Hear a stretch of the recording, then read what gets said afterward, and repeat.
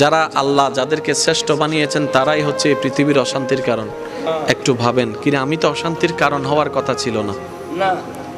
যে জান্নাত চাচ্ছে এখানে শান্তি না অশান্তি? তো অশান্তিওয়ালা তো জান্নাতে যেতে পারবে না। কি বলেন আপনারা? অশান্তিওয়ালার সাথে জান্নাতের কোনো সম্পর্ক নাই। শান্তিওয়ালার সাথে শান্তির জায়গার সম্পর্ক, অশান্তির সাথে অশান্তির জায়গার সম্পর্ক।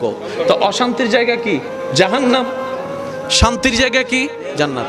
এবার এই কথাটা বললে আপনারা সবাই আশা করি একমত হবেন।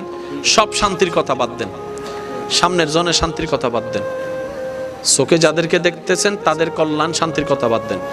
এই পর্যন্ত আমরা তো আমাদের নিয়মে চলেছি, আমাদের বুদ্ধি দিয়ে চলেছি, আমাদের যেটা ভালো মনে হয়েছে সেটাই করেছি, মন যেটা চেয়েছে সেটাই করেছি, ঠিক আছে না? সত্যি করে বলেন তো, এই পর্যন্ত নিজের মন মতো চলে নিজের মন থেকে কয়জন শান্তিতে আছি আমরা?